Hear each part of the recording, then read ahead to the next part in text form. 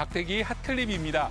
이 동남아를 무대로 범죄 조직을 시원하게 일망타진해 인기를 끈 영화죠.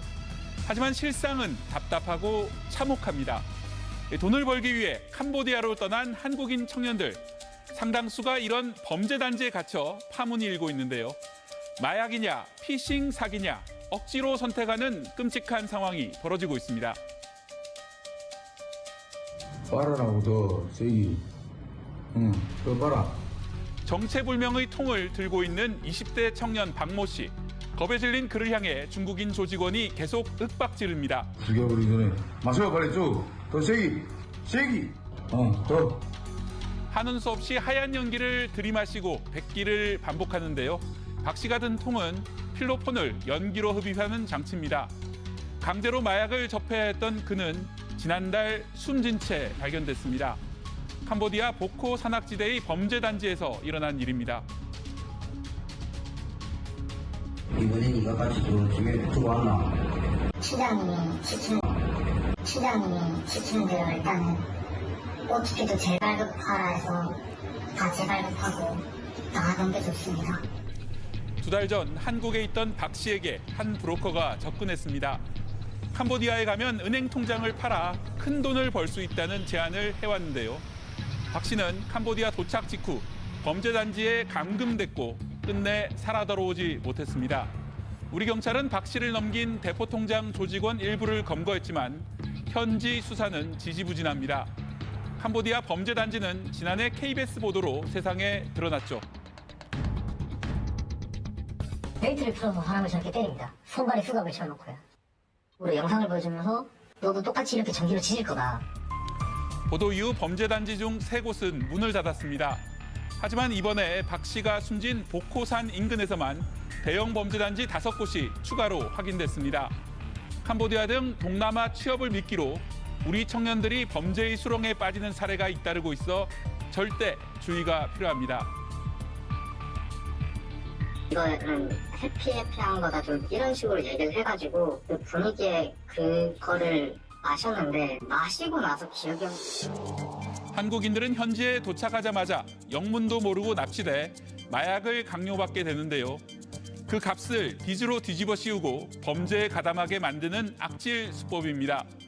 캄보디아에서 납치된 한국인은 올해 상반기 집계만 252명입니다. 실제로는 이보다 훨씬 많은 청년들이 감금된 채 범죄를 강요받고 있을 걸로 우려됩니다. 적극적인 국제 공조 수사와 외교적 노력이 시급합니다. 박대기 핫클립이었습니다. 해외에서 납치나 감금을 당한다면 그리고 누군가 총을 꺼내 협박까지 일삼는다면 어떨까요? 상상만 해도 끔찍한 일이 실제로 벌어지고 있습니다. 짧은 기간 고수익을 보장하겠다는 말에 속아 캄보디아 현지에서 감금을 당했다가 가까스로 탈출한 제주 청년을 취재진이 어렵게 만났는데요. 경찰은 현지에 돌아오지 못한 제주 청년이 더 있는 것으로 보고 있습니다. 나종훈 기자의 단독 보도입니다. 몇 달 전 지인의 소개로 처음 만난 사람으로부터 단기 고수익 일자리가 있다며 정체 모를 텔레그램 아이디를 건네받은 20대 제주 청년 A씨. 몇 가지 서류만 준비하면 비행기표까지 대신 예매해주겠다는 호의에 덜컥 비행기에 몸을 실었습니다. 준비하라고 한 서류들이 있었어요. 근데 이제 저는 대출 같은 것도 받아본 적도 없고 그런 서류가 어디 쓰이는지도 몰랐고 등본, 초본, 인감증명서. 그렇게 도착한 곳은 캄보디아. 공항에는 텔레그램에서 대화를 나눴던 아이디 고슴도치가 있었습니다. 처음에는 호의가 이어지는가 싶었지만 준비해온 서류를 건네고 며칠이 지나고 나서 본색이 드러났습니다. 알 수 없는 곳으로 가더니 A씨의 휴대전화와 짐을 빼앗고 건물 안에 감금한 겁니다. 건물도 되게 높고 크고 철문도 있고 거기에다가 막 제복 입은 캄보디아인들, 흑인들 막 이제 있고 몽둥이 같은 것도 달려있고 막. 감금의 목적은 A씨의 금융 계좌와 비밀번호였습니다. 이 과정에서 협박과 폭행도 동반됐습니다. 권총을 딱 꺼낸 다음에 저한테 너 진짜 죽고 싶지 않으면 지금 다 말해야 된다. 통장번호 말해라 이렇게 하는 거예요. 전기 뭐 이렇게 되는 게 있거든요. 갑자기 그거 와서 그거 버튼 누르니까 막 다다다닥 그렇게 모든 정보를 다 넘겨준 A씨는 경비가 잠시 자리를 비운 새벽 시간 3층 높이에서 뛰어내려 탈출할 수 있었습니다. 감금 한 달 만이었습니다. 올해 상반기 캄보디아에서 한국인 대상 취업 사기와 납치, 감금 피해는 각각 200건을 넘기며 해마다 증가세를 보이고 있습니다. 경찰은 이 납치 감금 사건 외에도 아직 캄보디아에서 돌아오지 못한 또 다른 제주 청년이 있는 것으로 보고 수사를 확대하고 있습니다. KBS 뉴스 나종훈입니다.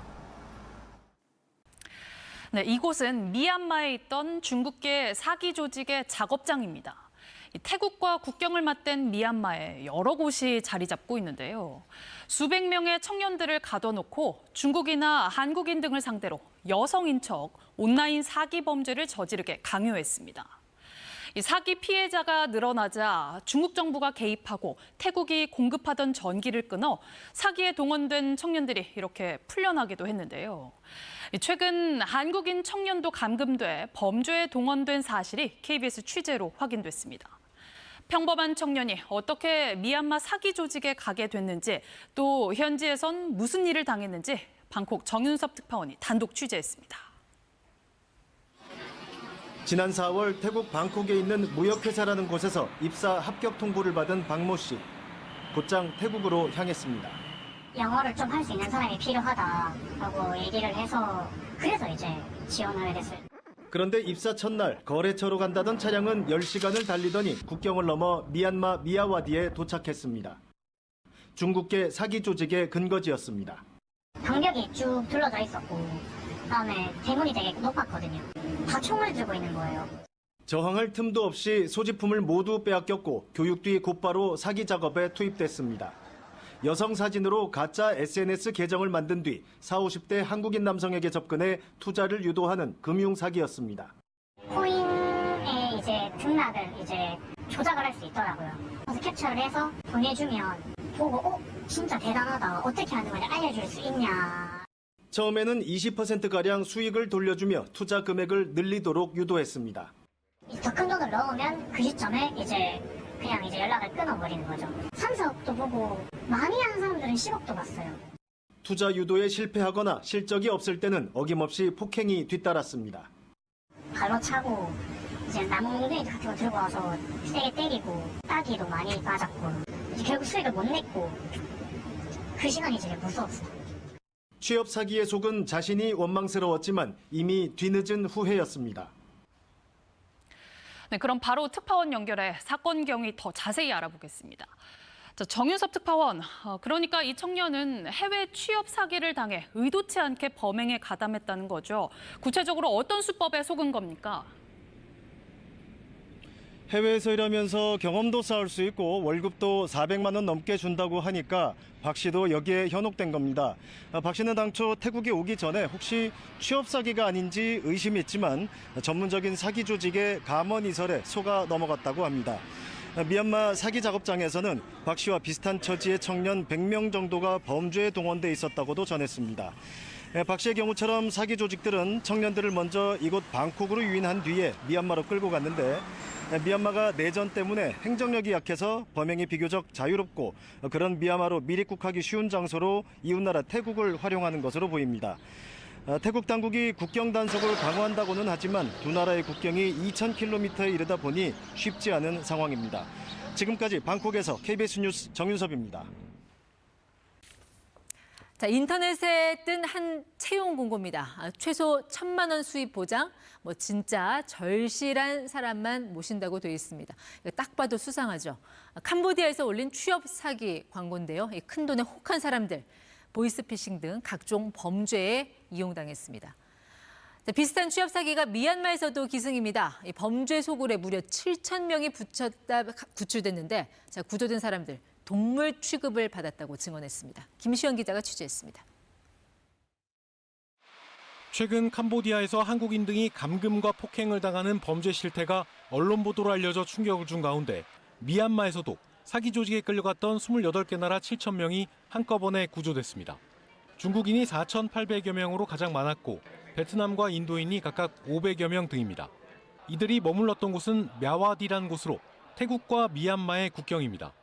지난 1월 태국에서 납치된 중국 배우 31살 왕싱이 끌려갔다 풀려난 지역이기도 합니다. Kalau nggak capai target, biasanya ya itulah bang, ya lebih buruk dari hewan dibuat bang. Ya dipukul, disetrum, apalagi kalau kita nggak ada target, kita kan biasanya per hari target WA. 미얀마 범죄 조직들은 인신매매나 취업 공고를 통해 자신들의 거점으로 사람들을 끌고 가 전화 사기와 성인물 촬영, 연애 빙자 사기 등을 저지르고 있습니다. 이 일대 사기 조직에 끌려가거나 속아서 들어간 뒤 활동 중인 사람이 30만 명이나 된다는 추정도 나옵니다. 미얀마 내전이 장기화되면서 군부 정권 통제가 잘 닿지 않는 국경지대가 범죄의 소굴로 변한 겁니다. 한국 정부는 범죄를 당할 수 있다며 지난해 12월 미얀마 мя와디를 여행 금지 지역으로 지정했습니다. 미얀마 외에 캄보디아 서부 포이펫 지역 등에서도 대규모 인신매매와 사기가 기승을 부리자 태국 정부는 캄보디아와의 국경 일부에 장벽을 건설하는 방안도 검토 중입니다. KBS 뉴스 김시원입니다. 지금부터는 한국인 피해가